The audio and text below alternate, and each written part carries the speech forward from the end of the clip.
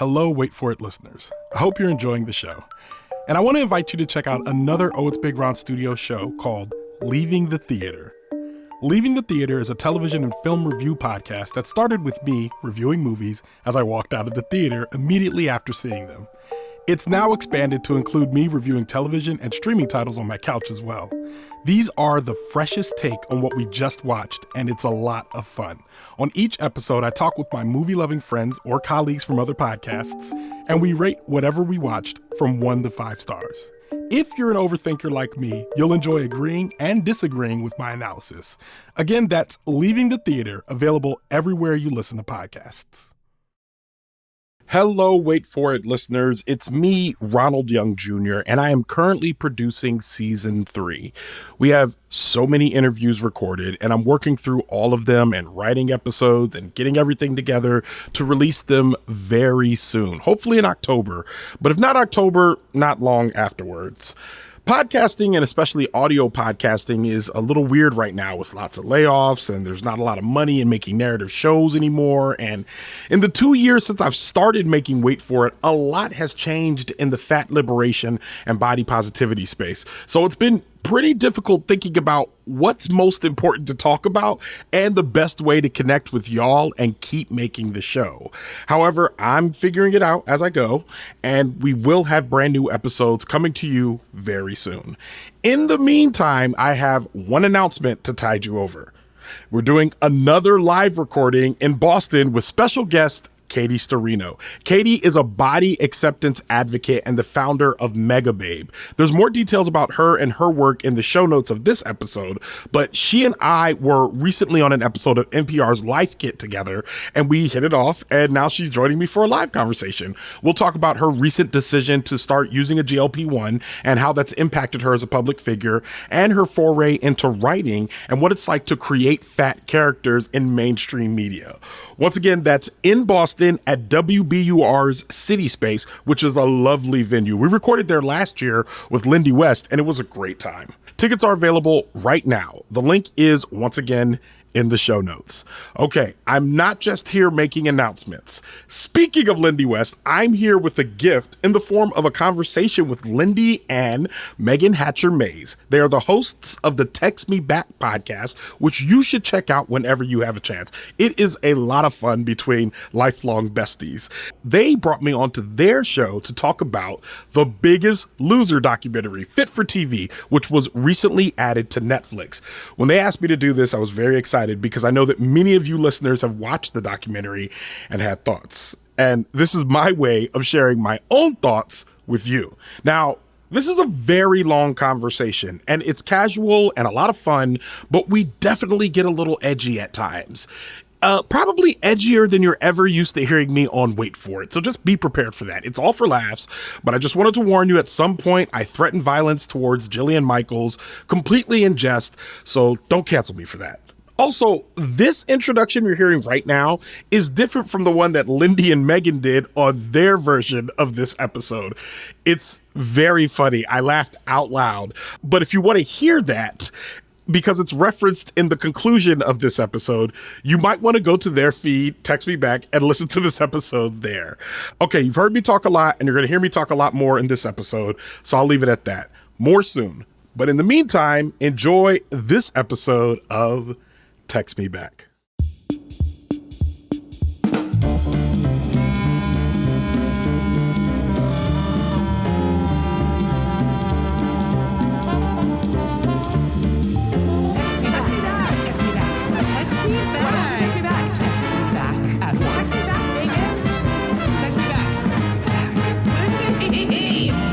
Oh my God. Oh, Lord. All right, that was the last one. Rennis the Menace. No way that's the last one, Ron. Folks, well, you've already heard him. We have a guest, and he just did a prank on us before we hit record, and I didn't like it. It was a brutal prank. I'm thinking about canceling the guest and just talking about spiders or something instead. That's and fair. Ron can go back to whatever it was he was doing today. That's fair. The prank was that we hit record on this podcast, and then as Meagan hit the button and it starts to count down, then Rennis the Menace said, "Oh wait, just one thing before we start. Meagan, stop the recording." And then Rennis the Menace said, Nothing. Never mind. I don't remember what you said. Just kidding. You said I was just messing with you. Just fucking with you. Did I ever tell y'all what my friend said to me once? No. He said, Ronald, you know what your problem is that you would rather be funny than have friends. And I was like, yeah, that's true. Honestly, the male loneliness epidemic is real, and you caused it yourself. It was me. Behavior. I'm the culprit. I'm sorry. I'm the culprit. So now in our precious Riverside, there's going to be a 1 millisecond recording of me and Meagan going, thinking that Ron had a secret to tell us off air. And then it was nothing. All right. Text Me Backalites. We're here with a very special episode. We have a very special guest who we kind of like. His name is, we liked him more 10 minutes ago before he brutally pwned us. As is his custom. Disrespected the sanctity of broadcasting. I did. But anyway, no, we love him. It's you love him and you know him well. Ronald Young Jr. is here to help us. Yes, applause. Help us break down the Biggest Loser documentary on Netflix. I guess it's called. I didn't even realize it had a name, but I guess it's called Fit for TV. I kept just calling it the Biggest Loser documentary.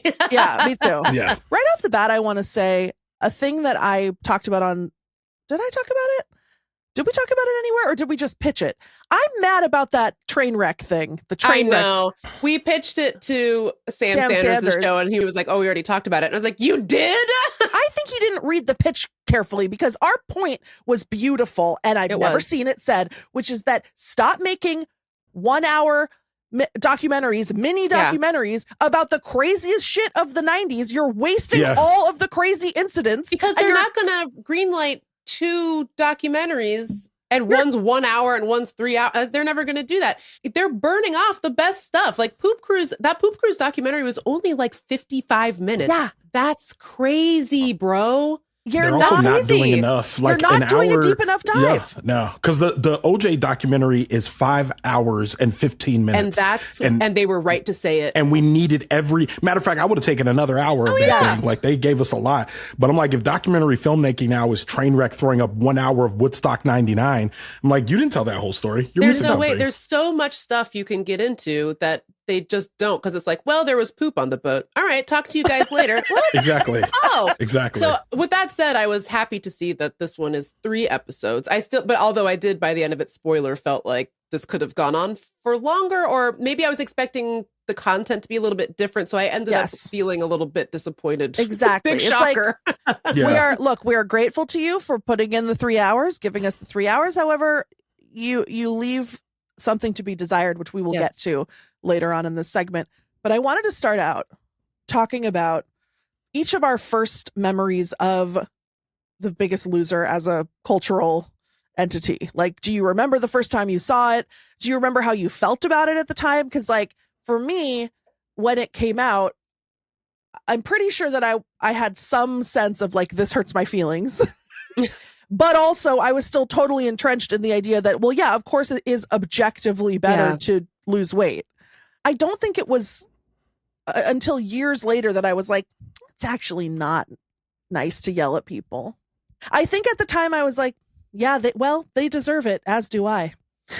Like that's the kind of yelling that was the kind of internal yelling that I was doing to myself all the time. So I'll tell you my first memory, and I'll respond to what you were saying. So there's something about watching the trainers interact with the people that I realized I had 2 independent thoughts. And one of them was that it is good for them to lose weight, which was a thought that I had at the time. And the other one was, I don't think Bob or Jillian know how to talk to a fat person in the gym. Yeah. And that's something that kind of like grew and ballooned in me like until now, where I'm just like, I still think that these 2 people have no idea how to talk to a fat person in a gym.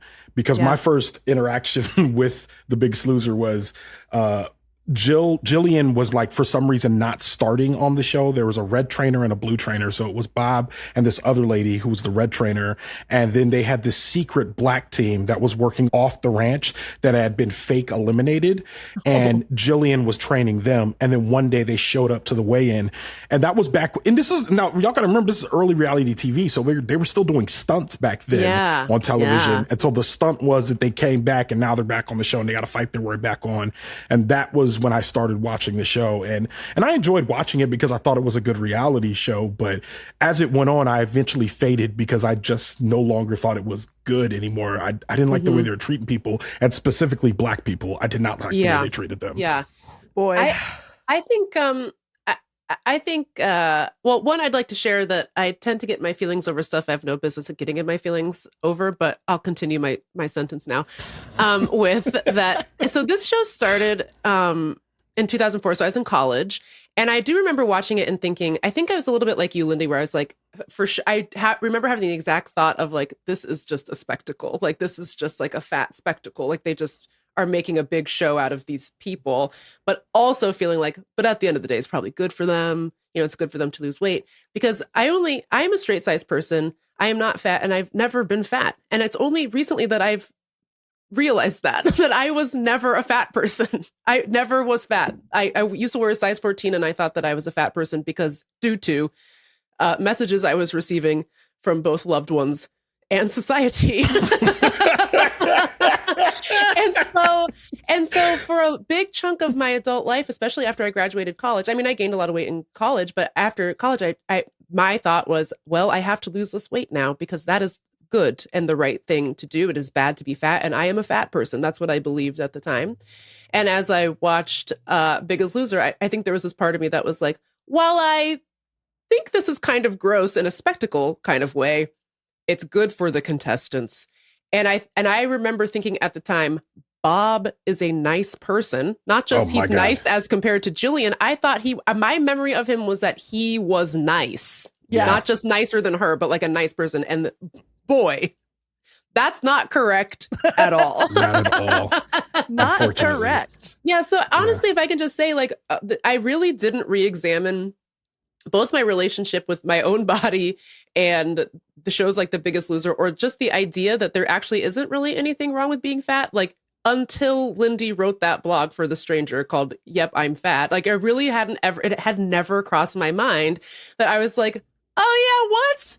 I was like, yeah, I'm not her doctor. Why would I know that? I don't know her levels. I don't take her blood, you know? And it really, and that was, when was that? 2011. Yeah. Height of the Obama era. Right. we were flying high.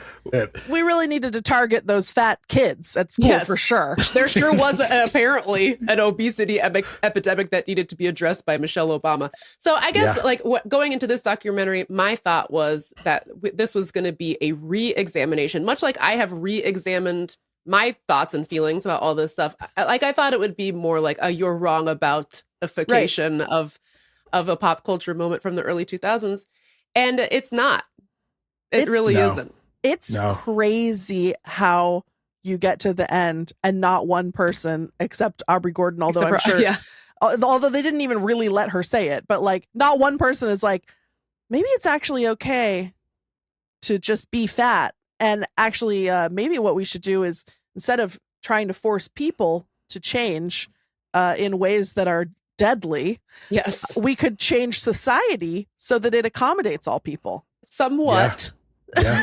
Not we can improve things somewhat. Even the contestants from the show, not one of them gets there. It is crazy to me. You watch how close everybody gets, though. Yes, Lindy. Right, like they circle it, and there's a few times when you see Aubrey hit it. She hits it, and then the documentary makers, it was like everyone was working against Aubrey. I know. For some reason, Aubrey Gordon versus everybody. I know. It really was. Because you'd listen to Aubrey, and I'd be like, I know how that sentence ends, but you only use the first half of it. So, like, why would you not let her finish that thought? Like, what are you talking about? God bless her, man. Yes. Yeah. I mean, and she looks great in this doc. She looks they great. lit her well. She looks wonderful.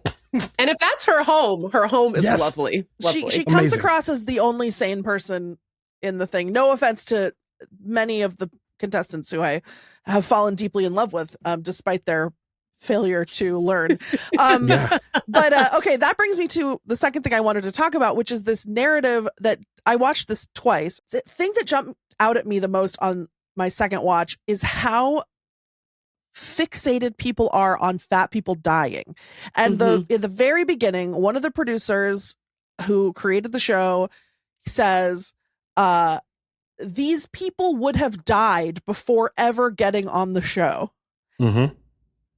Which is so crazy because people died on the show, famously. They talk about it in this episode, which again we'll get to. Second of all, you talking about rap? You're right. She did. She did. Tracy hit the deck hard. Yeah. She said that I saw my grandfather and I was like, hey, yo, what? Tracy exited Earth for a brief moment, and she's like, they saved my life. I was like, well, technically, yeah, but they're the ones that killed you in the first place. They ended your life, Tracy. Yeah, I guess we should just talk about it now. There's this contestant who's extensively interviewed. She's the one I feel like she gets the closest to being like, but then she just can't do it. But she's like, her name's Tracy. She's coming from, I don't remember, Oklahoma or Missouri or something. And she's like, I was in an abusive marriage and I hated myself. She says, I thought that maybe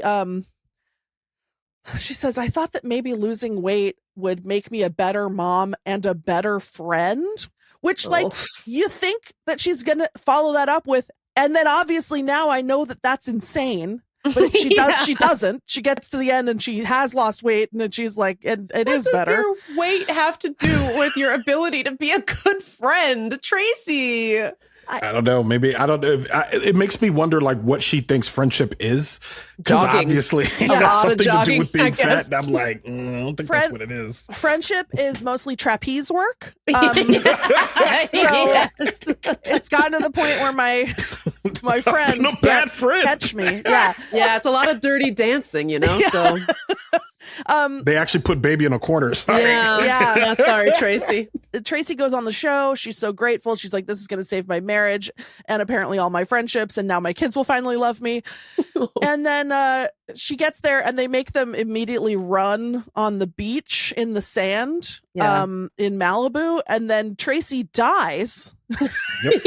Like her organ. That's not an exaggeration. If you have not seen this documentary, it's important that we tell you all that she actually died. Her organs shut down. She can't stand because her whole body is just shutting down because if you are going to engage in intentional weight loss, you can't just go out there and sprint 1 mile with no previous training. There was medical staff present, like there was an ambulance like there, but the doctor for the show was not there and he did not sign off on this challenge or oversee this challenge. So they just have all these people who have not done any like sort of foundational exercise to get ready for this moment, just sprint down the beach. And the stakes, by the way, are if you don't finish, you have to go home. You can't stay on the show. You have to leave. So they're all very motivated, I guess, to do this. And Tracy's motivated because the show has built up this idea that if they don't do the show, they're gonna die.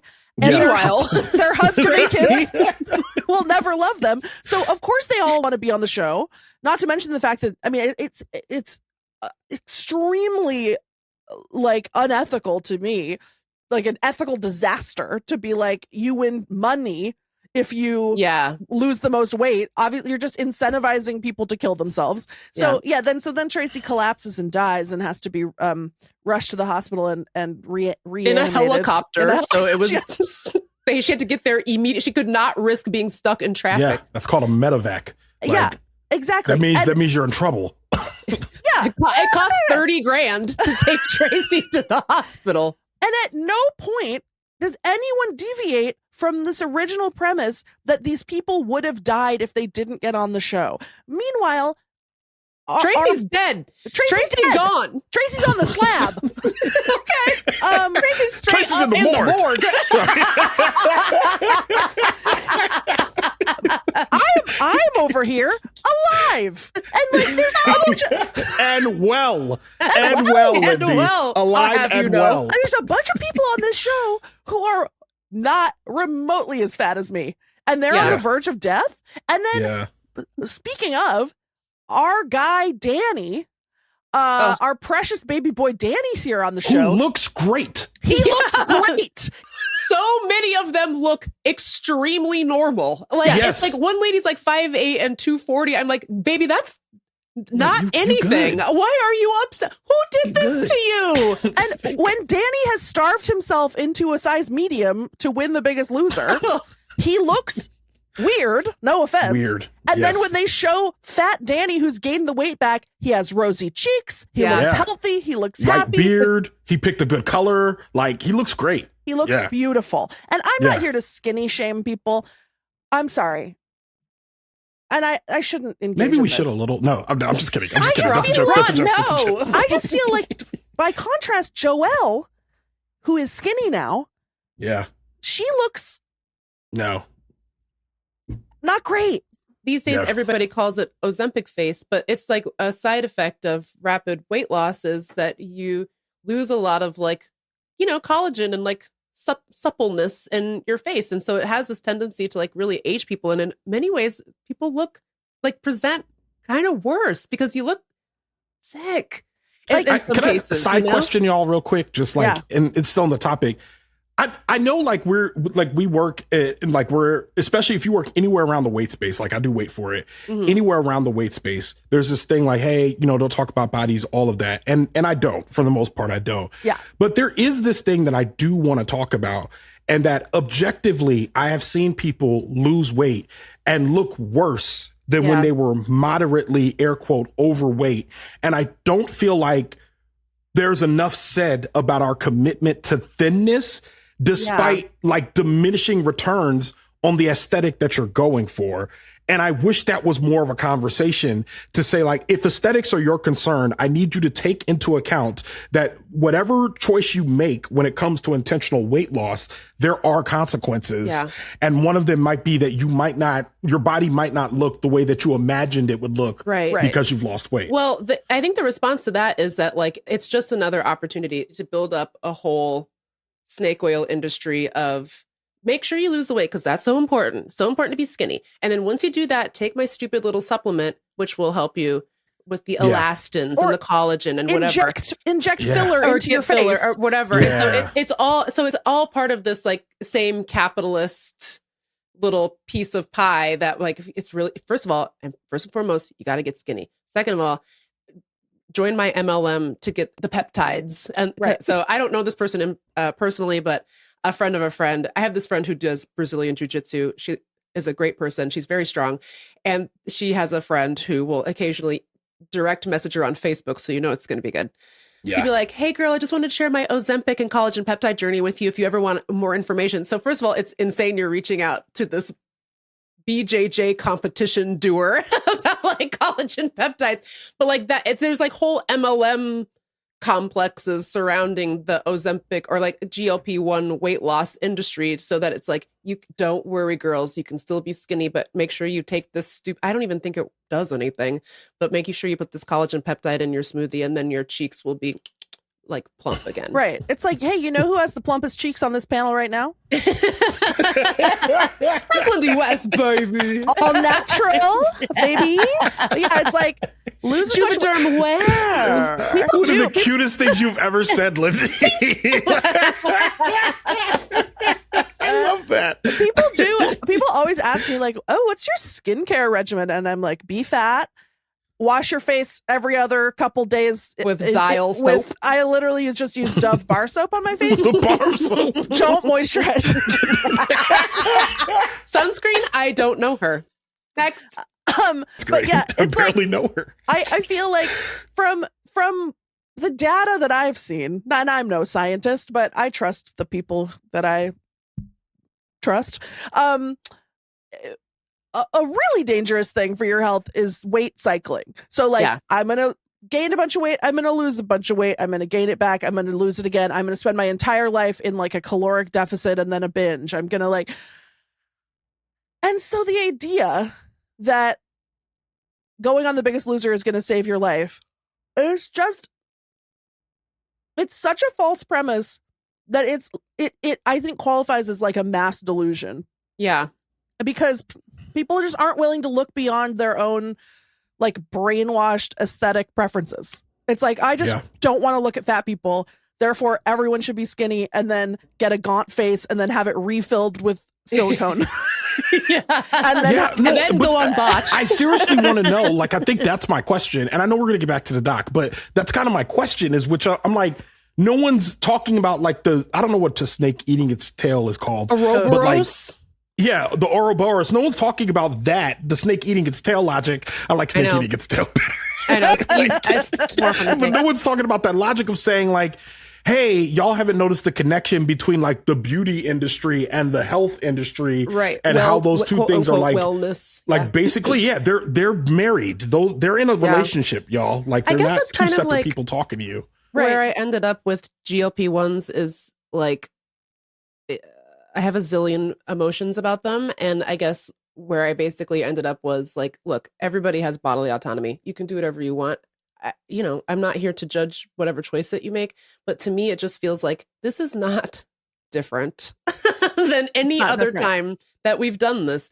And so it's going to be, and there's just people, we don't know what happens to people being on these drugs for potentially forever. We don't know what the long-term side effects are.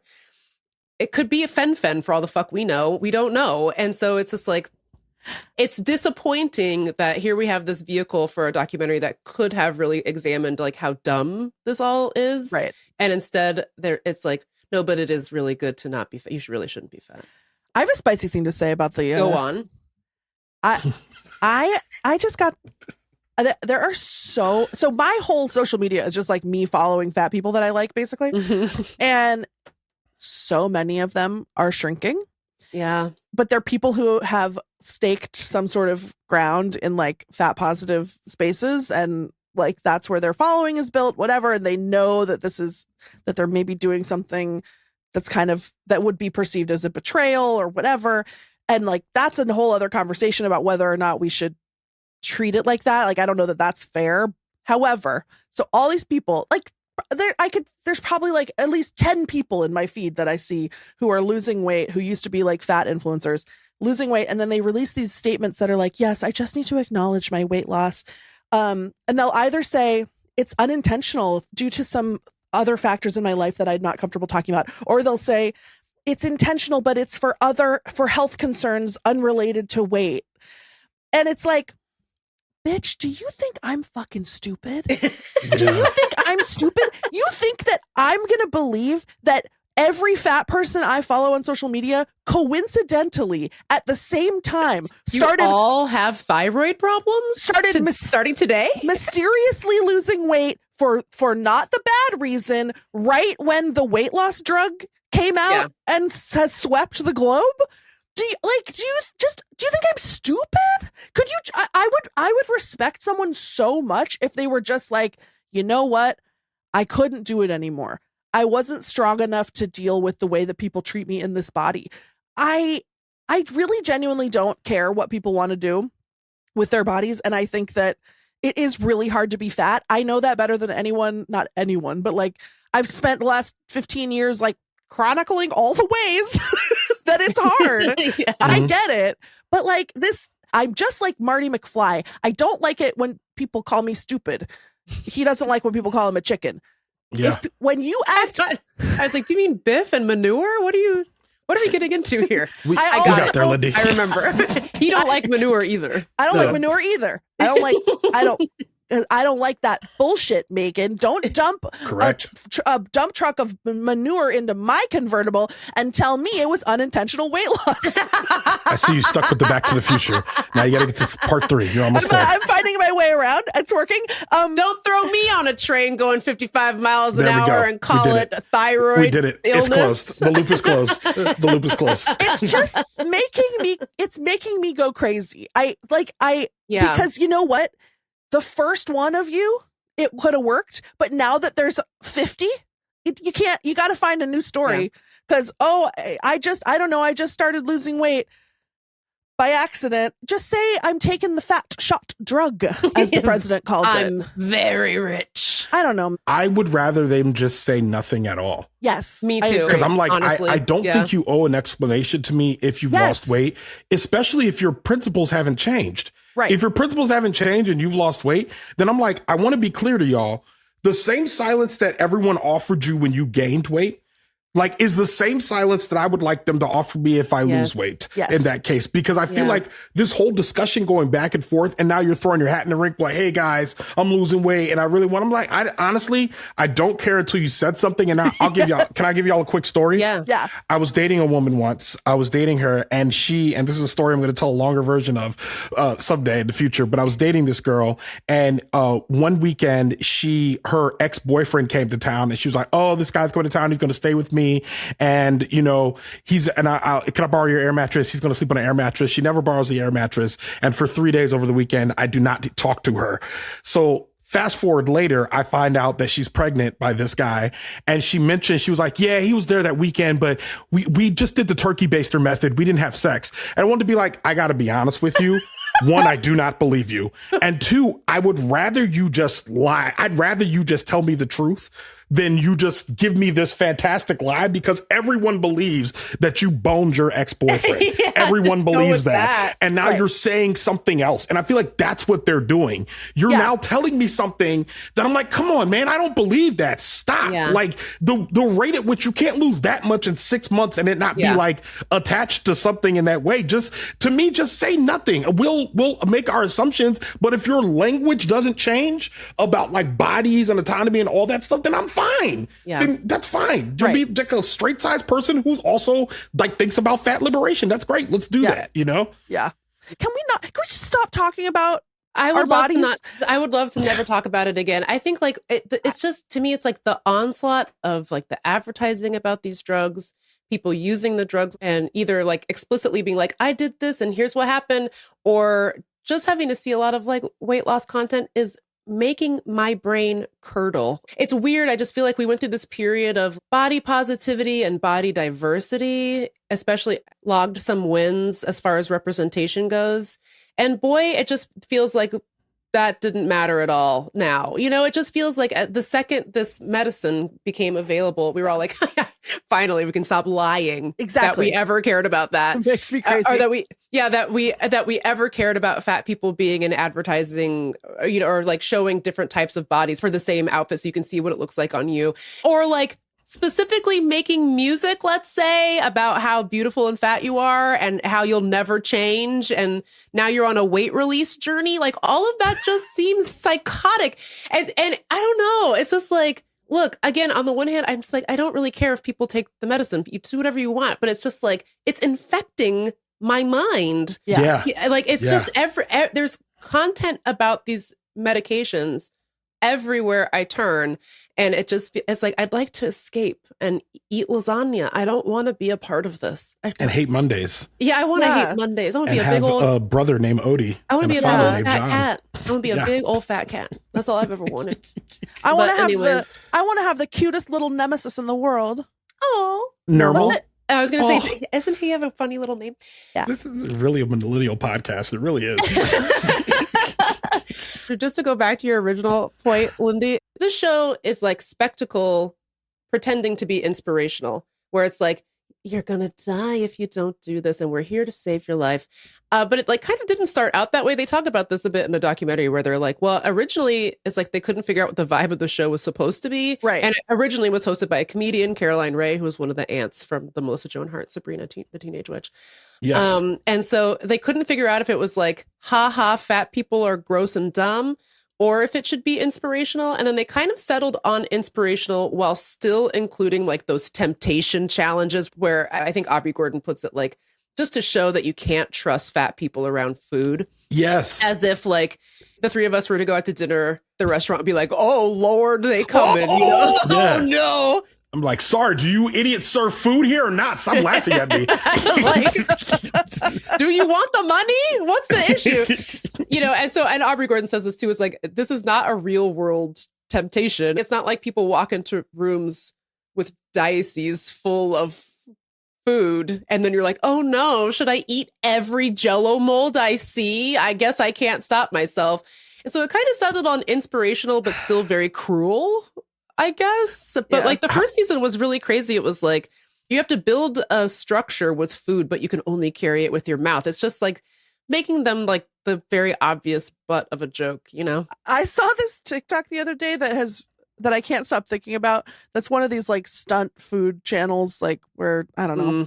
And it's this guy who's like, you know how there's like the guy who's like, I'm doing a thing where I eat like every US president, and then it's like Teddy Roosevelt's favorite meal was a moose steak and 100 potatoes or whatever.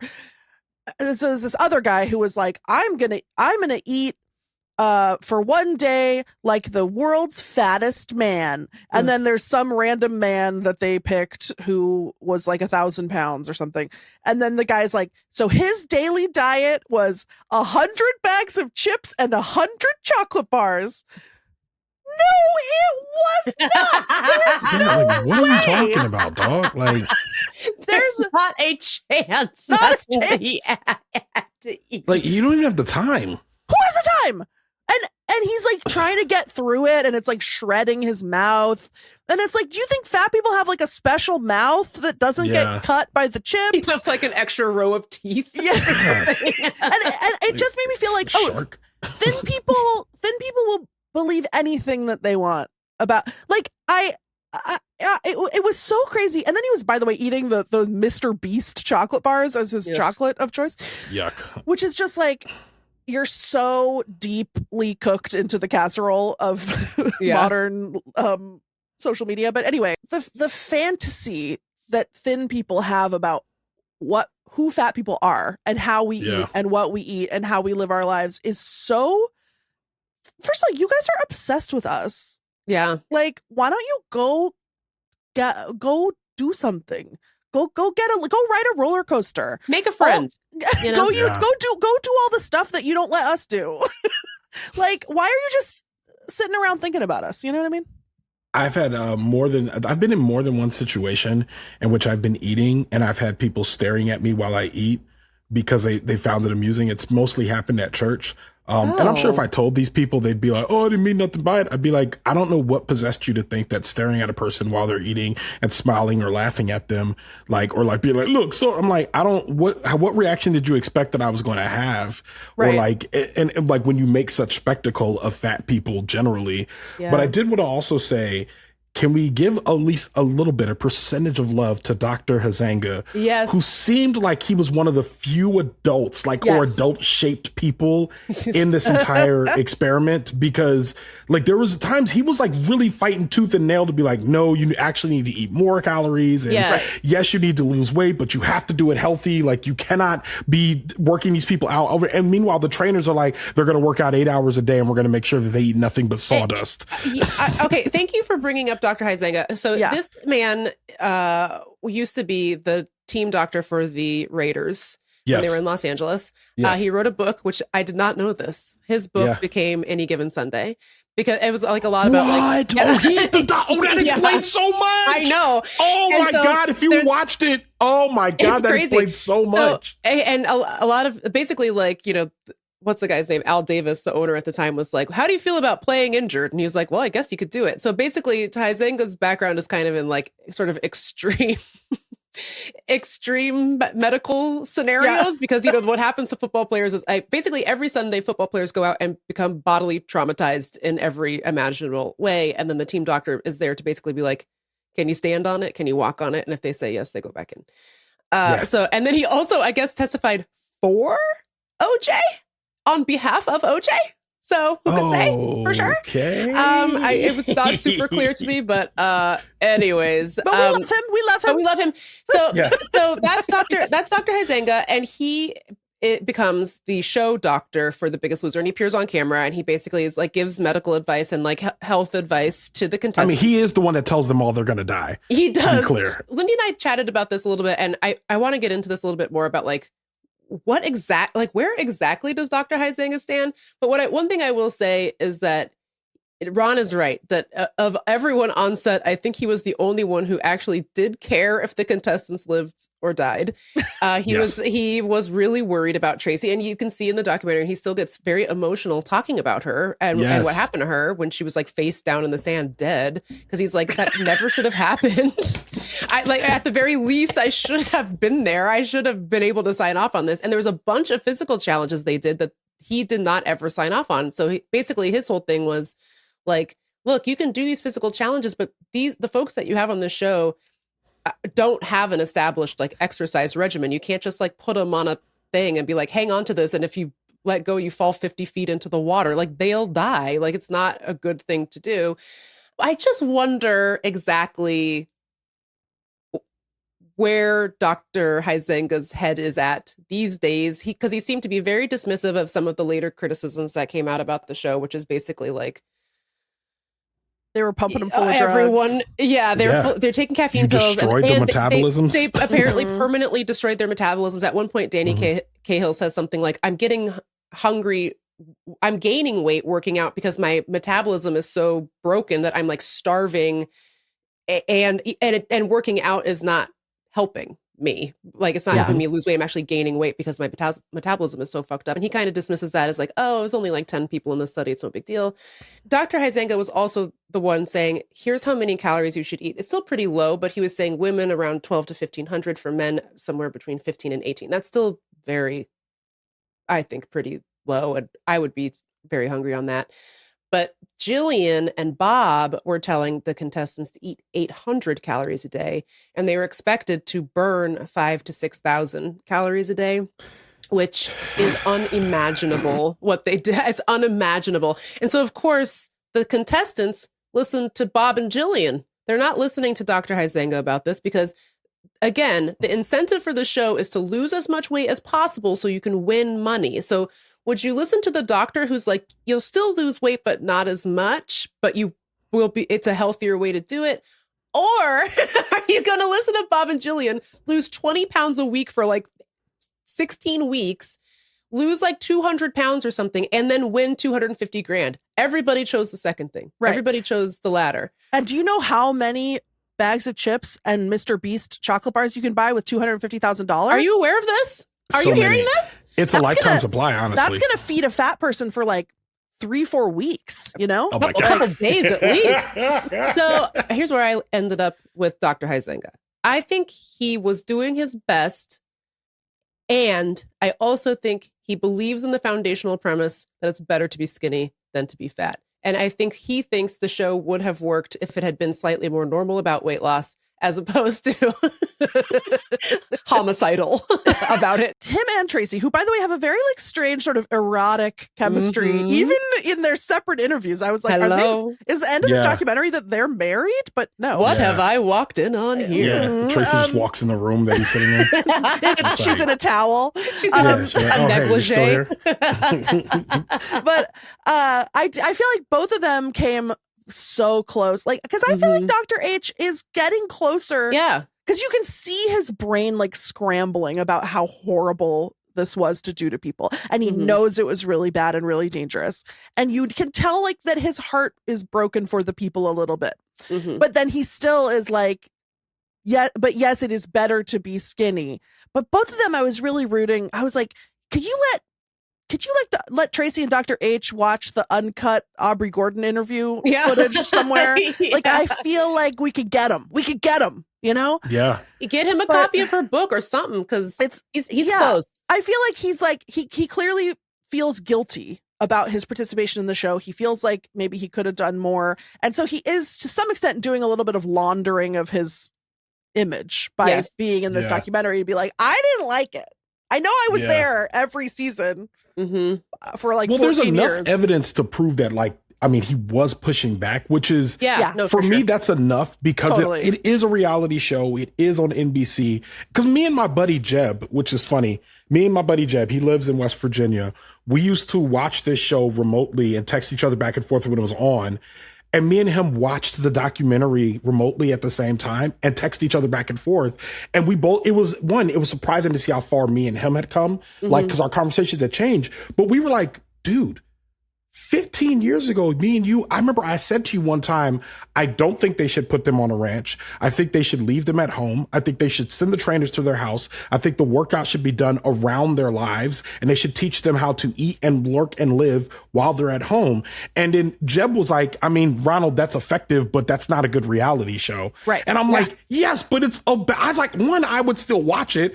And two, I don't understand why, like, you're not setting these folks up for a better life, and for all of it to boomerang back. I mean, was troubling. But I feel like the one thing that I felt the most vindicated on was Bob Harper, and here's why. Yes. Bob Harper was a huge jerk in this documentary, and it exposed a lot about him.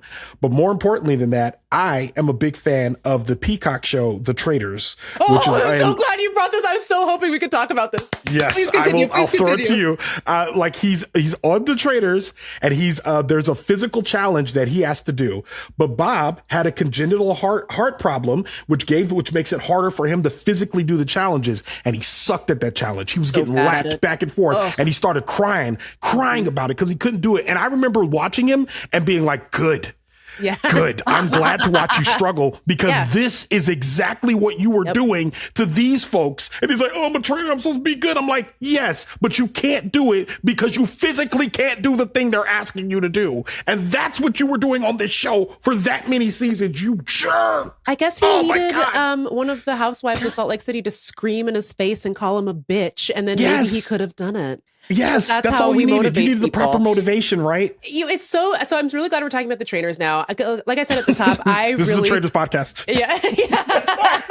Well, so like I said at the top, I had this memory not just of Bob being the nice one, but of Bob being nice. Like I thought he was a nice person, and then so to watch these clips back, he is a demon. He's screaming in their face just as much as well, maybe not as much as Jillian, but he's getting in people's faces. He's making like pretty horrible comments, like basically calling people worthless because they're being exercised to the point of exhaustion and like fainting and vomiting, which again is not how you do it.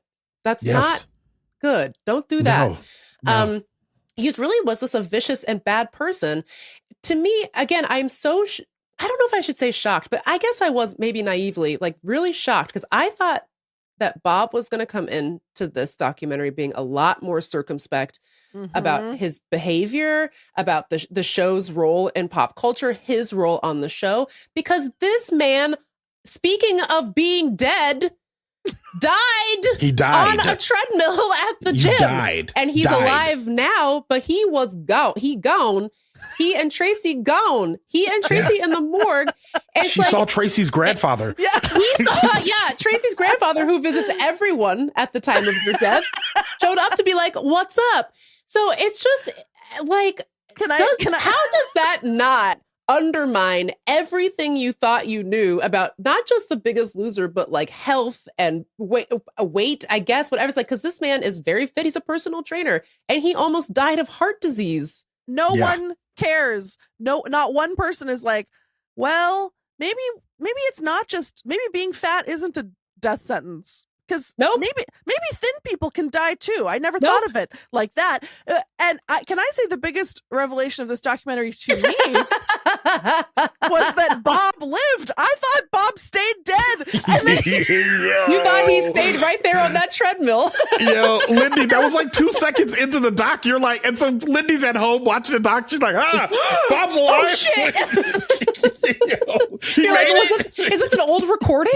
Is it like wild footage? I literally, the first time he came on the screen, I was like, wow, they must have been working on this for a long time because they got this interview before he died. I just want to agree with Ron so strongly that when he was on Traitors, he was insufferable, obnoxious, and stupid. And then they had this physical challenge where, Lindy, you'll love this. They had to carry Easter Island heads, like foam Eastern Island heads up a hill and like put them all together. I assume they weren't like actual rocks is the thing. There's no way. And Bob the drag queen ate his ass up. Ate it up. He couldn't do it. And he's sitting there just crying and weeping like, oh, I should be able to do this. I can't do this. And it's just like, none of that got stuck anywhere in your mind. You know who could do that? You know who could do that? Me. Yeah, you literally could. Yes. It was humiliating to watch in a good way. I liked it. I enjoyed it. And I think I just felt like, you sucked at that. And I hope that hurt your feelings. It's so funny because I literally texted you before I watched the documentary. I texted Meagan because I was like, because you had texted me and you were like, man, I always thought Bob was the nice one, but he's a really fucking shitty bitch. Yeah. And then I texted you and I said, yeah, dying really did so much for his reputation, because then Jillian went on to like devolve into a MAGA monster. Yes, and she's doing a slavery apologia tour as we speak. With and she has a black child. With a dark-skinned black daughter.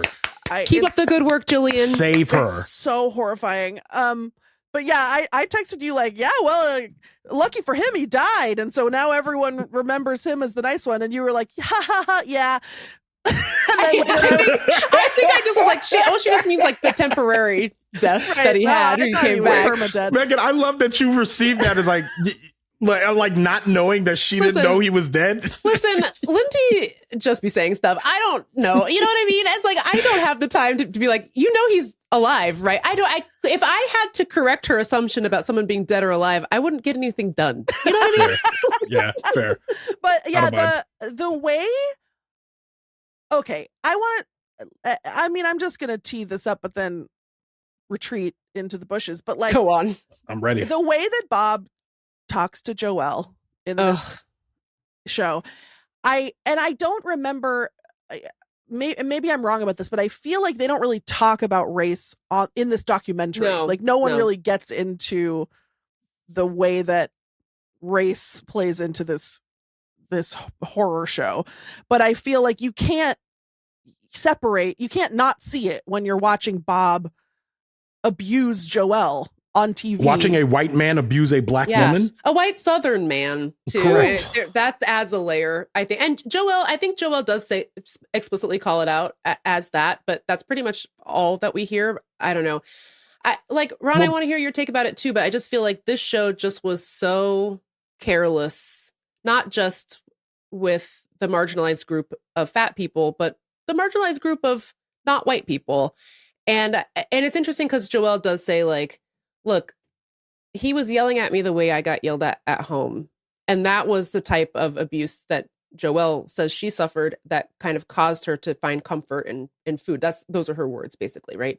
And so she's like, so to have this man, she says, this Southern bumpkin ass man yell in my face like that isn't helping me, because it's just kind of recreating this trauma that she'd already lived through. And then she says she gets into a fight with her partner, who's, I'm so sorry to her, I cannot remember. Carla. And you can see her while it's happening say, I'm just going to stop talking because I don't want to be used like this, or something along those lines. Like, she knows that the producers are going to play into the angry black woman stereotype if she continues with this fight with Carla.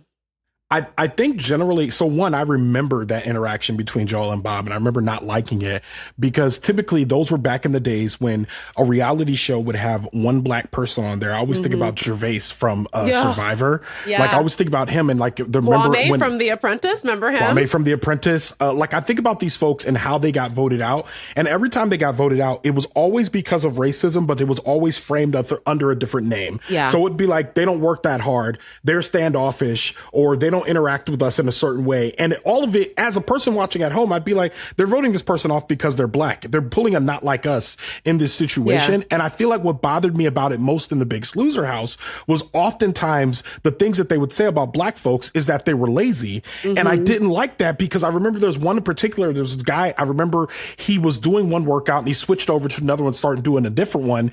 And one of the other contestants started calling him lazy and telling him he wasn't picking up his weight. One of the trainers joined in and he was like, I switched because I wasn't getting my burn. And so we started yelling at him. And then the white dude got in his face and they kind of started going back and forth. And I remember being like, I don't think anyone sees how this is racially charged. Yeah. But there's a lot of stuff we missed in the late 90s and early 2000s that I was clocking all the time. Yeah. And I kind of want to do a deeper examination of a lot of this now to be like, pause.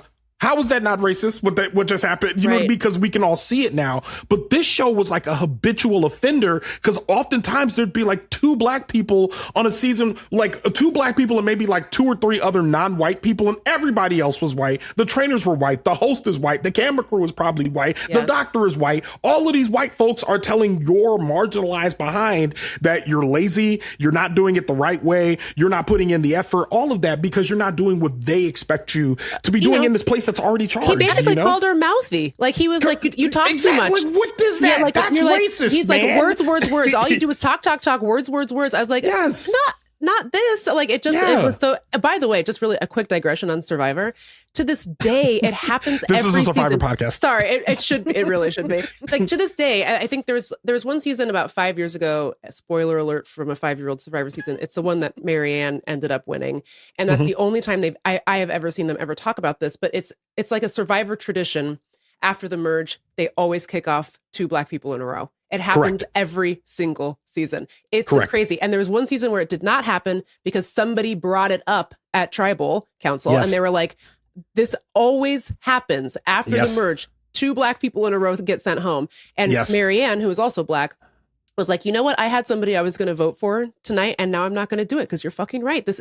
We just want to come out and play this game of Survivor. And now we're having this conversation where it's like, I have to think about like my community as well. When I want to play this game of Survivor, I want to strategize. I want to have a good time in the way that like white contestants can do that. No problem. They can just do strategy. Black people go on Survivor and have to like, not just think about the strategy, but like the meta strategy that's happening outside of their vision, but also how is this going to affect my community if I'm teaming up with other people to kick off Black people, even if the Black people are annoying. Yes, and that's why Big Brother, that's why they had the Cookout Alliance. Yes. And they had to basically like force their way through to a win. And I'm like, I think, and I don't want this like to become a podcast about racism now, but like, I feel like that's what bothers me about racism specifically is that it never, and I just watched Remember the Titans and I said this on Threads, it never looks like the meanest person on the team not liking Black people. It never looks like that. It always looks very conversational and like, oh, I don't know. Ronald's like, I don't know. He's kind of intense. We just like, there's something about him that, and it's like, it's racism. That's what it is. It is racism. Just really, really chaotic back at camp. Yeah. Like, what does that even mean? He's a little aggressive. Yeah. I'm like, come on, Bog. I know what that means. Like, and I'll fight you. After that Big Brother season, also then you had to deal with white America being like, that was racist of the Black people. Yes. The Black people did reverse racism, actually. White people love to be like, well, if the roles were reversed, everyone would be furious. Like, yeah, if it was a totally different... The roles were reversed. Literally, the roles being reversed is, first of all, how society works every day. Correct. That's the status quo. Show. But also, sure, yeah, if the situation was completely different... People would be more mad. You're right. Yes. If it was a completely different set of circumstances. If white people have been oppressed for thousands of years, yes, I would feel the same. Also, I want to say, back to Biggest Loser for 1 second, like, first of all, the whole premise of the show is we are going to have these white people violently shrink you down to a white supremacist beauty standard, first of all. Mm-hmm. And then people want to act like it's a coincidence that then 30 years later, Jillian Michaels is on CNN being like, we should remove slavery from the Smithsonian because it's reversed racist against whites. Like, this has always been a white supremacist show. Yeah, I know. Look, you know what? Let's just go all the way. But it has. Sorry. It's true. It was always about glorifying a certain type of body, not just like a skinny body, but like a certain type of body. And I feel like, again, this just like feeds into like how capitalism goes hand in hand with weight loss or like body modifications or wellness or whatever.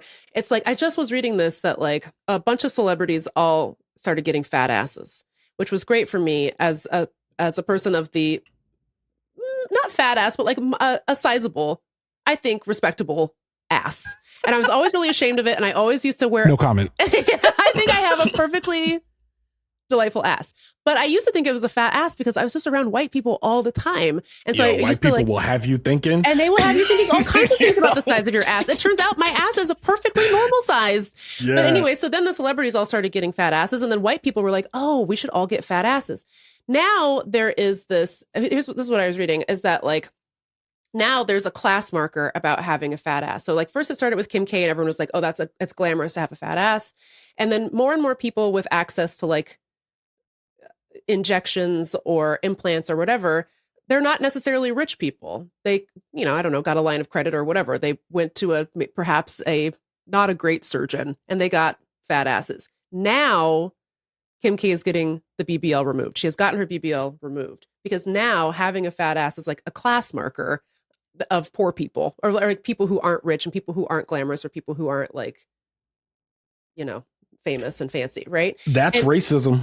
It is, yes, because some people just have asses like that. Correct. Because Kim K's whole ass was inspired by a black person's ass. Correct. You know, and so she can go lipo her ass out, and all the other white people who got it can go lipo their asses out. But now there's this like class marker, like, oh, only poor people get BBLs, or like lower class people get BBLs. And some people just have ass like that because that's how we're built. I mean, my ass is sadly not that fat, but it's bigger than a white person's ass, you know? All right. Okay. This segment has gone on far longer than I think. I know. I just want to keep talking about my ass size and shape if that's okay with you guys. Because I've been on a journey with my ass. There's something that I've noted about white dudes specifically, but white folks generally, and the way that they view fat with such disdain and I feel like as a black man who has dated white women and who has dated fat white women, I've seen a pattern amongst fat white women who are dating black men. Mm-hmm. And then also fat white women who have lost weight and no longer date black men. Mm. And I feel like I feel the same way about that I do about fat influencers who immediately go on Ozempic, which is that like there's like as soon as it was available for you to no longer do this thing that you said was okay, you stopped doing the thing that you said was okay. So I feel like, but I also feel like the fat phobia and anti-fat bias within the white community is just so insidious. It is. And so like overt and covert. So that's why I'm not surprised when you see the way that white folks look at their own bodies and the trends that are set by white folks being like, well, we can't have a big butt anymore. Like it's not in. We can't do that. Like now they're going to call me fat. You know what I mean? Yeah. White people really will have you thinking stuff, to quote Ronald Young Jr. But I think that like Biggest Loser was just always a show where it's like, I mean, like look at Jillian. I'm sure Jillian just wanted to create like 1,000 Jillians. Yeah. You know, like, and she's a very conventionally attractive, slender, small, like petite, very petite. I don't think she's attractive. Well, whatever. I mean, I don't know. Her face by Eurocentric beauty standards, yes. But I think I saw her on CNN and I was like, I'll punch you in the face. I'm not advocating for punching anyone in the face. I would love to assault Jillian Michaels with my fist and with a sandwich. Who could say? Hashtag satire. Yeah, hashtag just jokes. Hashtag allegedly. Hashtag joke. She's also just a grifter. Like, because there's that moment in the first episode where she's like, "You just made me a millionaire," to one of the Biggest Loser contestants. Well, it's interesting. I think that kind of goes back to something Ron said at the very beginning. Like, they both admit that they don't have any specialized training. They're personal trainers, but they don't have any training to do this. And Bob even says, I had never worked out with a fat person before. I had no idea what I was doing. I was used to working out with skinny people who wanted to be a size 0 or to have 6-pack abs or whatever. So it was not and you can yell at them. Yeah. And they, I'm sure, loved the abuse or whatever. So it was never like, you know, for them, like they had never talked to a fat person before. To your point, Ron, it's like they had never interacted with somebody who of a larger size because they spent all of their time at like fancy Hollywood gyms with like skinny clients. They probably haven't talked to a fat person since. Hell no. I wouldn't be surprised. So it's clearly a grift. They never went into this being like, well, I have a level of expertise, and so I'm going to share my expertise on the show. It was like, I can get famous screaming at fat people because everybody hates fat people. People will love to see this from me. And then it's just, I think it's so funny at the end. They talk about the GLP-1s because you can't avoid talking about that. And that was hard. Joelle is on them, and the other woman who was a cop, whose name I can't remember. Yeah, the white woman with the black dress. It's interesting because those were the two women. Joelle and the former cop were the two women who were the most vocally against Biggest Loser after they left the show. And they were like, they were giving us caffeine pills. Our metabolisms are completely fucked. The show is not healthy. And like a lot of other people came out to say, and in this documentary, it is mentioned that in the lead up to the season 1 finale, the season 1 winner was doing the master cleanse. So he was just drinking lemon water with hot sauce in it. And they were like, cayenne pepper. Yeah, cayenne pepper. Powder. Yeah, and he had blood in his urine at the finale, and they're like, "It's okay, go on out there." So that's not a health show, if that wasn't clear enough already. But anyways, these two women were probably the most vocally anti Biggest Loser, and then it's just like, and then you think these will be the two that finally say the show is stupid and who cares if you're fat, right? No, they both are like, we're on GLP-1s. It's the only thing that works. These drugs are a miracle and I love them. And I was like, oh, we were so close. And then Jillian is like, yeah. I don't like the GLP ones because Yes. then I don't get to yell at as many fat people or something. She's like, she basically was like, it's a shortcut. You need to be in the gym. And I was like, okay, so it's so funny because actually this reminds me of another thing I wanted to say is that like, not me agreeing with Jillian Michaels that GLP-1s are stupid and bad and people should take them. Do whatever you want. But her reasoning is that it means fewer people in the gym for her to scream at. I said, no, Jillian. It's just interesting because so I just thought that was funny that, I don't know, a broken clock is right twice a day. And then she said something else that I wanted to raise. Oh, no. Because it's something that Lindy has said, actually. But Jillian said, like two contestants were wearing like oversized shirts or whatever. And Jillian says, you're not Cindy Crawford under there, but stop saying you're a fat person. This is just your circumstance. Who you are is not a fat person, but you're not fooling anybody with that big shirt. So basically her whole thing, so it's like she started out with this thing of like, look, your body is your body, right? And then she goes on this insane diversion about how, and they all say stuff like this, like, I know you've got an athlete in there. I know there's like a person trapped in there, whatever. But I just thought it was funny because Lindy, you've said that same thing where you're like, why am I wearing a cover up at the pool? Right. Not like, like people are going to be like, oh, a thin person has arrived. Oh, and then when Cindy Crawford? Yeah. And then I take it off and they're like, oh, no. I'm just going to go ahead and live my life normal. I feel like they know that I'm fat. It's fine. Yeah. I feel like I've been talking a lot, but I just feel like it kind of also blends into this idea of like, why are skinny people so obsessed with fat people? And then Jillian's comment about you don't say you're a fat person. This is just your circumstance. And I gotta say, I think that skinny people have to believe that there is something morally broken with fat people, and that they do. The reason that they're like this is because they engage in just comically ridiculous eating practices or something, so that skinny people or straight size people can be like, that will never happen to me because I will never eat 100 bags of chips in one day or whatever. I think that's the obsession, is like this societal fear of ever being bigger makes skinny people like obsessed with what fat people get up to, so they can be like, oh good, I'm not like that. Well, and they can be like, I'm better than them. And I'm better than you as well. The reason that I'm like this is because I'm good. And I would never. That necessitates them being bad. Yeah. It just makes people feel better because then they can cling to their hierarchy where thin people are doing life correctly and fat people are doing life bad. Yeah. I agree with you, but I also want to add this, because I feel like there's especially I've been in the center of like body positivity on one side and diet culture on the other. One point I was seeing like messaging from both sides of my Instagram, and I had to make some adjustments because I was like, this is, I'm so confused right now. And the one thing I will say is that there's this idea that all states are permanent when it comes to your physical body. Mm-hmm. And I feel like, and I've said this on Wait For It, and I'll say it to y'all, before my mother died, she lost a ton of weight, and that was indicative that things were bad. Her body changed. Yeah. And if my mother had lived, I don't know if she would have gained it back or what would have changed about her body in that moment. Right.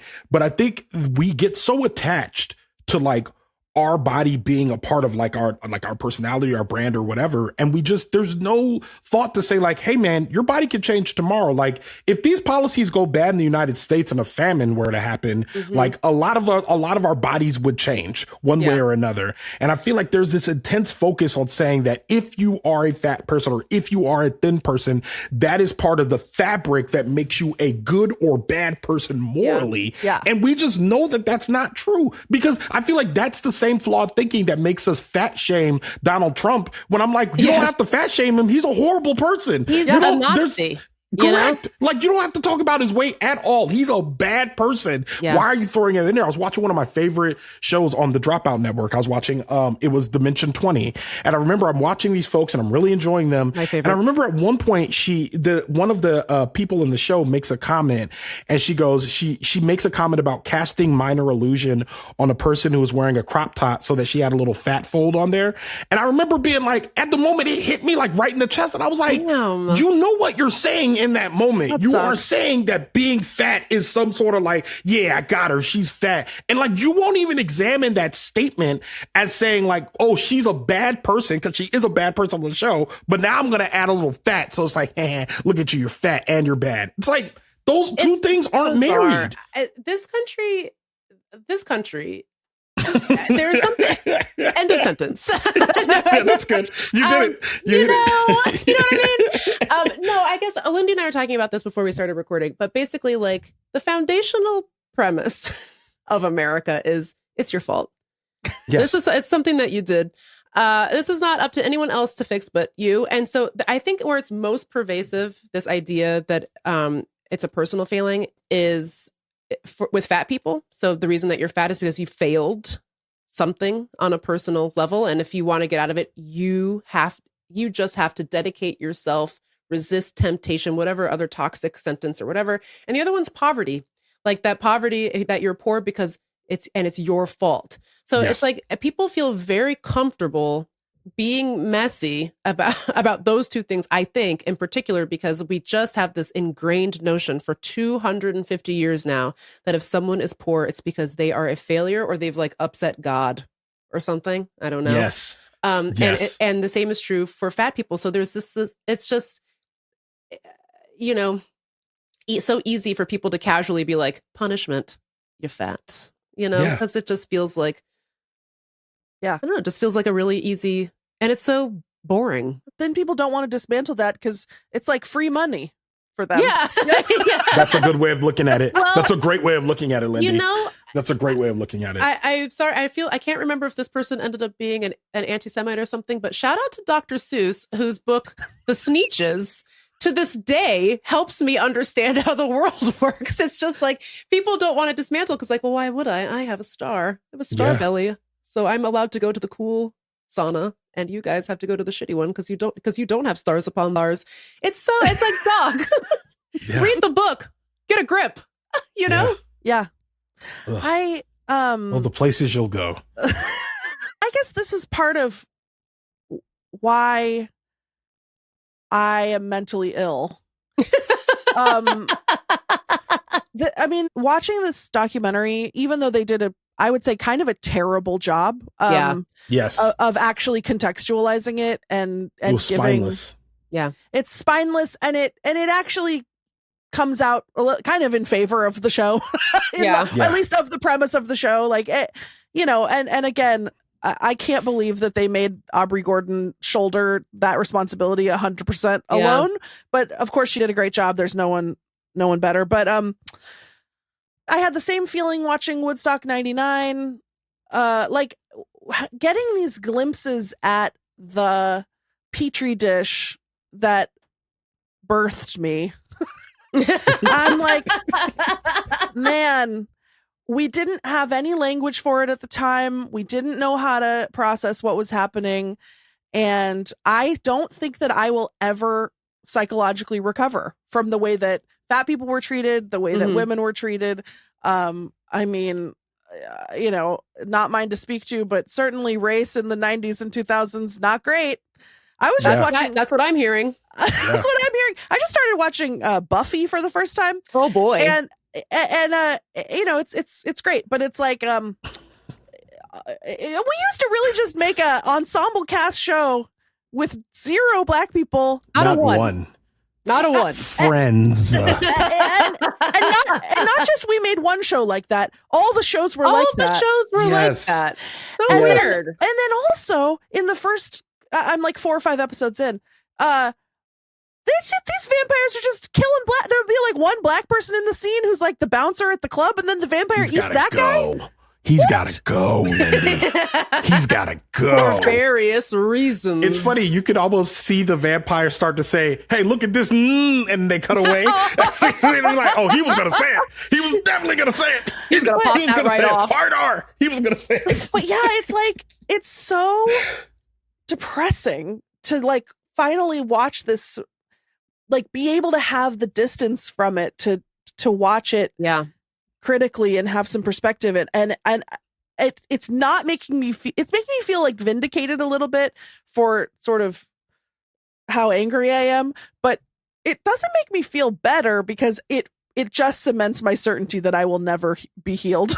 Yeah. and okay, the thing I wanted to say was just watching the documentary and seeing Bob and Jillian getting to abuse fat people on screen, scream at them and treat them horribly. And then they get to do that, which they find fun and America finds fun and funny. Mm-hmm. But then they also get to be praised for helping these people and saving their lives. Like they're heroes. Yeah. That is the so thing. Interesting when Bob is like, oh, Dr. Huizenga has a God complex because he's trying to overrule like what Julie and I are telling them what to eat and how to work out. And I was like, now, Robert. Yes. Now, Robert. Now, who has a what? Who has a what? Because the only reason those two were doing that show was for attention and fame and accolades. I want to say to you, Lindy, I want to just say, I want you to look at that differently. And I don't want you to look at that as like, you're like, and you'll probably have mental illness your whole life. I'll state that. But I really want you to state that also, you should say, because all of this is happening, that actually there's nothing wrong with you. You know what I mean? Like, and not in the ways that you think, because I think oftentimes I watch this stuff and I think actually when stuff's on a cycle, especially like it is right now in this political climate, I think there's a sense of comfort I have when I go back and say, you know what? Like Black people have been struggling in this country for the entire duration of my life and for centuries and beyond. Women, queer folks, non-white folks, also that. And now fat folks, you know what I mean? Which, if you think about it, the hatred of fat folks in this way is relatively new. Like, if you look at history, it's not even something that's always been the case. So when I say that, and I say like this way of oppression, this way of using people, marginalized folks for like compelling drama, like all of that is something that will continue to happen. And the feelings that you have about it are 100% valid. And I can tell you that the alarm bells and the red flags and all the things that go off in your head are only indicative that you are a good and kind and compassionate person and it's working well and you're doing the right thing. Stop gassing her up, please. It's you too, Meagan. It's all of us. I need y'all to know that like there's nothing wrong with us. You know what I mean? Yeah. Except for the things that are wrong with us. But I'm saying in this case, there's nothing wrong with us. I think because like globally, it just feels like, and this is not about The Biggest Loser. I'm of course talking about politics. It often feels like what we have to do next is insurmountable, and yet we must find a way to mount it. Yeah, we have to surmount it. Yeah, you know what I mean. And so it just feels. And there are some days where I'm feeling generous towards people who I disagree with politically, and there's some days where I feel I am being held hostage. By the world's stupidest and worst people. And it does make you feel crazy. It makes you feel like I must be the wrong one because the stuff I want keeps losing. You know, like the life I want keeps disappearing. And this other more dark and scary version of existence continues to prevail. And so it is actually very satisfying to hear, like, I'm actually not insane. Yeah. The way, like, all of our values are sound. We just have to figure out a way to like surmount this kind of insurmountable problem that we're facing. You know? And you know what? There's no amount of money that you could pay me. There's nothing. I would never want to trade bodies, lives, and personalities with either Bob Harper or Jillian Michaels. Me either. In a billion years. No, we're better than them. We're better. We're better than them. Yes. We're better than them. And I don't want to be a thin white man. I don't want it. Well, you could never. He's dead. So luckily he's dead. Yeah, I saw Tracy's grandfather. I feel like the harbinger of death, apparently. The harbinger of death. I guess the last question is like, was there a way to make this documentary in a way that was helpful And if so, what should they have done? Because I think we're all in agreement that they did not hit the mark. So there's this false equivalency that people have about saying that if you have more than one voice in a story, or if you have both of them in the story, then you've told a complete story. And unfortunately, the numbers were stacked against Aubrey Gordon, who like was stating things plainly about being fat and fat people and the show Biggest Loser and what it was doing to fat people.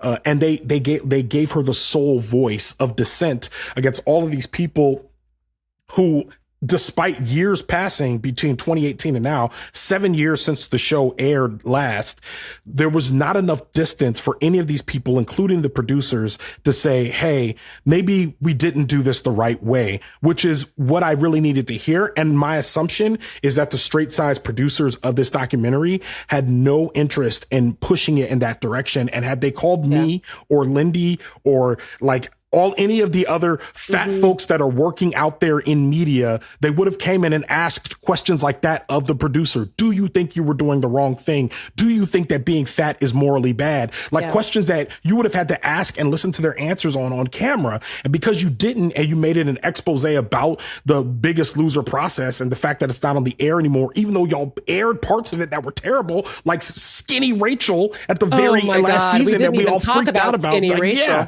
And so like all of that. Did they really? Yeah. No, they were just like, dang, she was skinny anyway. Just as a reminder, just really quick, Rachel, I forget, Fredrickson, I think her last name is. She was she won a season of Biggest Loser.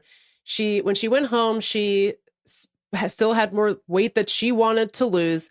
But when she went home, I don't know what she did, but when she came back, she looked very ill.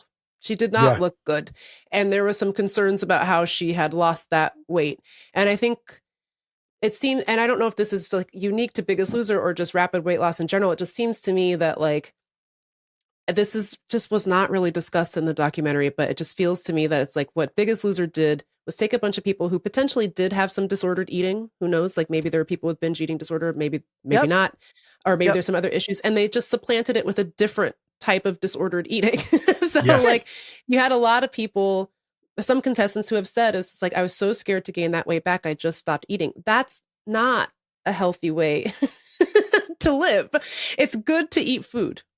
Food is good and you need it to live. If you don't want to end up face down on a treadmill in the gym. Right. So. And what they did was they took people who may or may not have had eating disorders and they made it worse. So good job, guys. Thank you so much. Good job. Yes. And we all agree that's healthier than being fat? ? Like what the fuck even was the point of that? Yes. You know? They're basically saying the price of being thin is better than the cost of being fat, which I'm like, that's not, I don't think that's true. I will say this woman, Rachel's appearance was so alarming that I think they stopped making the show. That like was basically 1 or 2 years later. Pretty soon after they were like, yeah, that was fucked. So it was like, so once again, it was just like her body wasn't right. And so we canceled the show. There's just like, there's no winning in this fucking game, you know? Right. And I want to say, because this always fucking comes up, and this is the big trump card that lets people stay in this mindset, is people are like, well, but it is healthier to be thin or whatever. No, it's not. Say I'm diabetic and I go to the doctor. They're like, you've developed type 2 diabetes. Go ahead and treat my diabetes. If I lose weight as a byproduct of whatever that treatment is, that's one thing. If you prescribe me weight loss at all costs and that's the cure for my diabetes, no, it's not. No, it's not.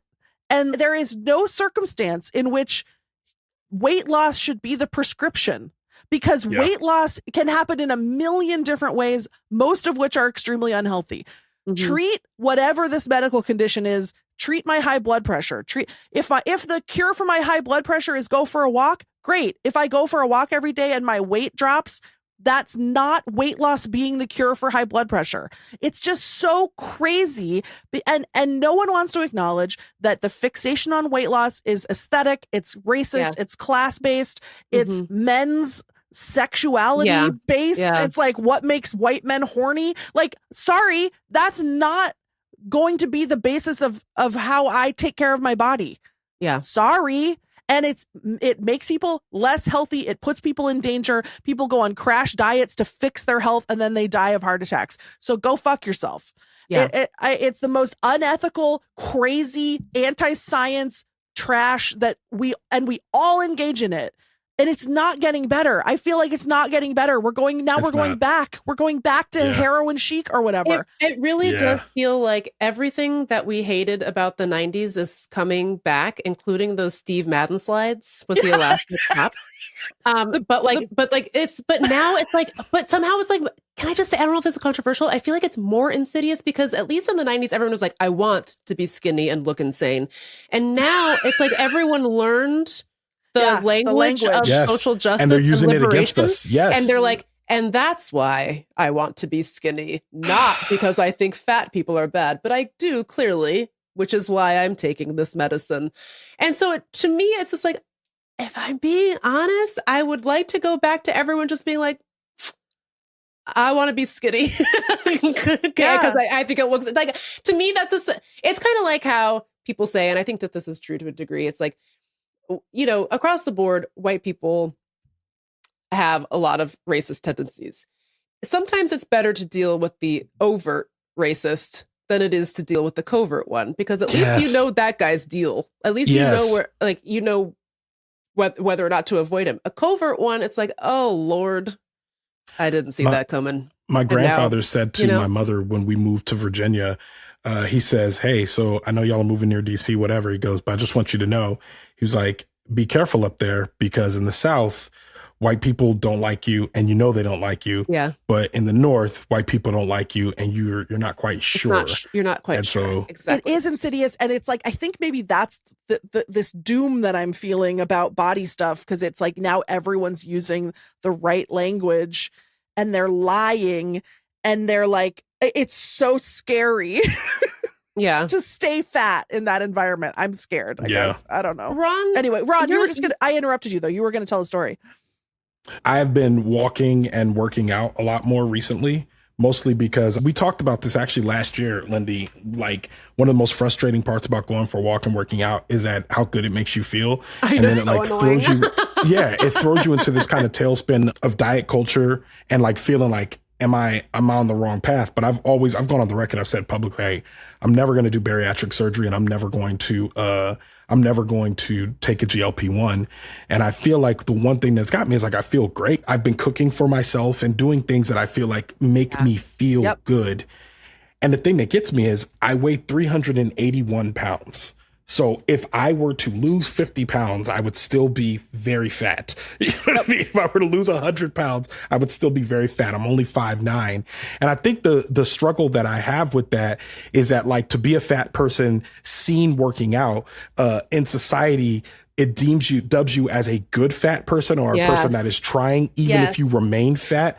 And then I think the on the cross section, it's like the betrayal of weight loss and what that looks like, to say, like, what does this mean? What are the reasons why we're doing it? So I've had to like interrogate my own reasons to say, like, why are you on the treadmill? Why are you doing this? That interrogation and that process is just like very much where I live right now.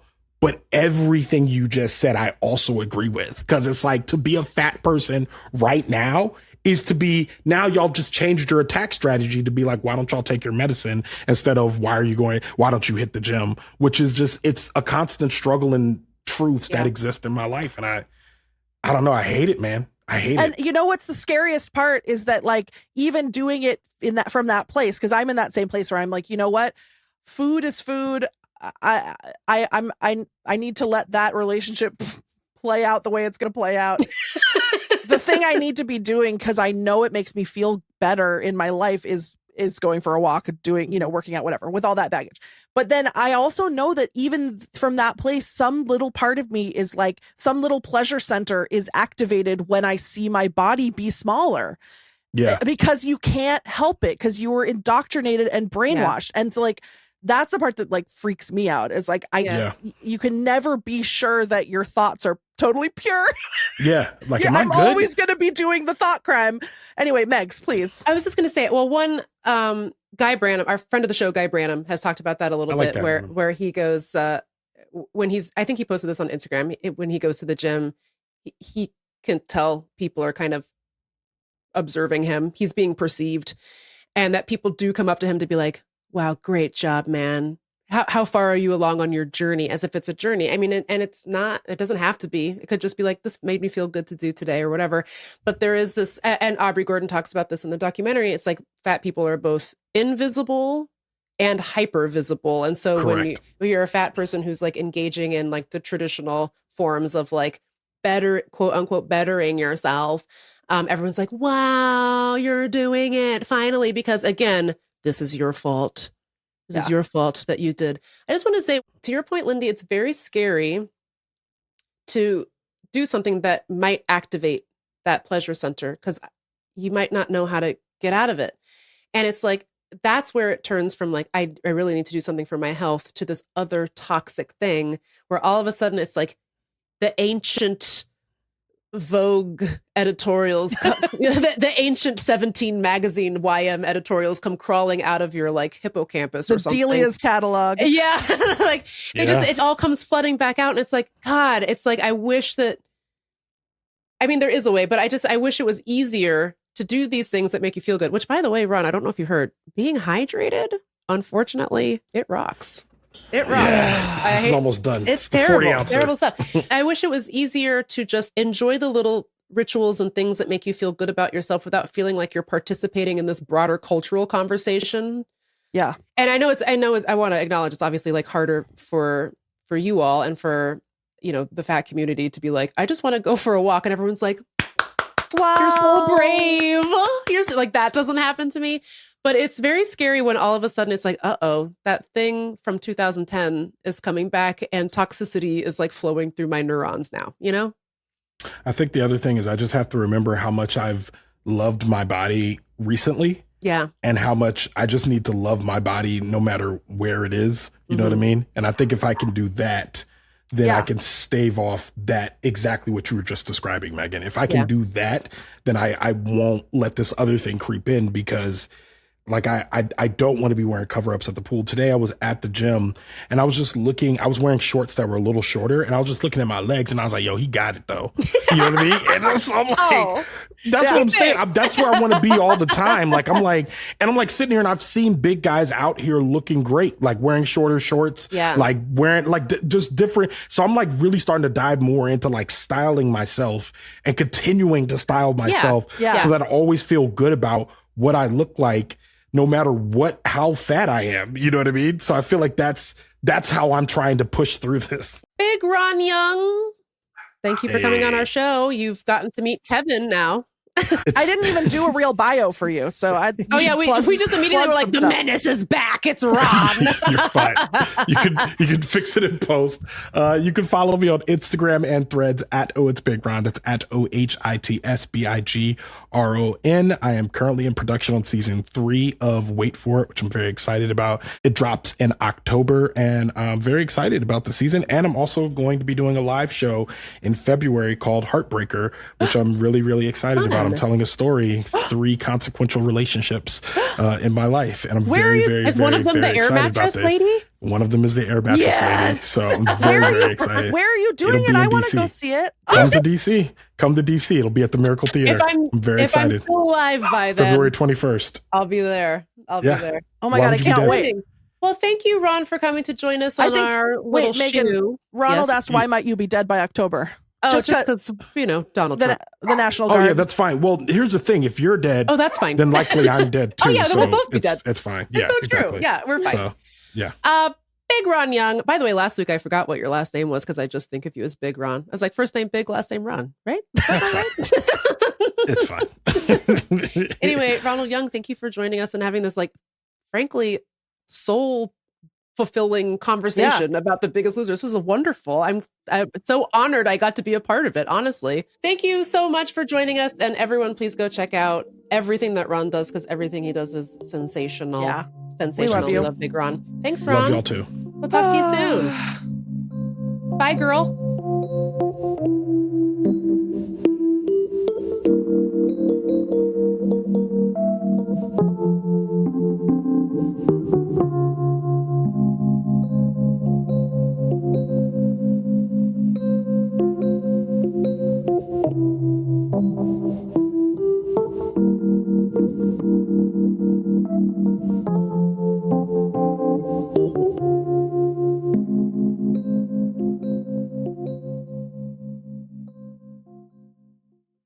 I guess now we have to do an outro. Yep. All right. Wow. Thoughtful, thought-provoking. Well, Much to discuss. Well, we thought about it. We talked about it. We did it. And now we're wrapping it up. We hope it made you think a little bit about how you interact with your own body and with the fat people around you, and maybe even how all of us consume media, because it's not good, you know? It's not good. The media itself is bad. The way that we consume it is bad. Yeah. Everything is falling apart. Everything is just disintegrating. Me, most of all. Yeah. I'm the one of the top disintegrators. Yeah. Wait for it, listeners. We hope you liked. Sorry about the intro. No, Meagan, we're doing positive affirmations. Wait for it, listeners. You're welcome. You're welcome. And I do have a voluptuous and stunning ass. A rare departure for Meagan to talk for so long about my ass, about her what do they call it? My derriere. Your dump truck. My dumpy. Yeah. The thing about my dumpy, and I will just say this and then we can go. I just have been on a journey with her, and I was made to believe many things about her and her quality over the course of my life, only to have the shape of my ass sold back to me in the form of fillers and implants and injections. Yeah. That's obnoxious. Now, do I have the world's juiciest booty? No, I don't. But I was made to believe things about her that weren't true. She was slandered. Yes. And there will be a picture of the dumper my ass in the Instagram carousel. Yes. So follow us on Instagram at TextMeBackPod if you want to see that ass. Talk to you soon. Pizza. Mwah. Text me back. Text me back. Text me back. Text me back. At once. Text me back.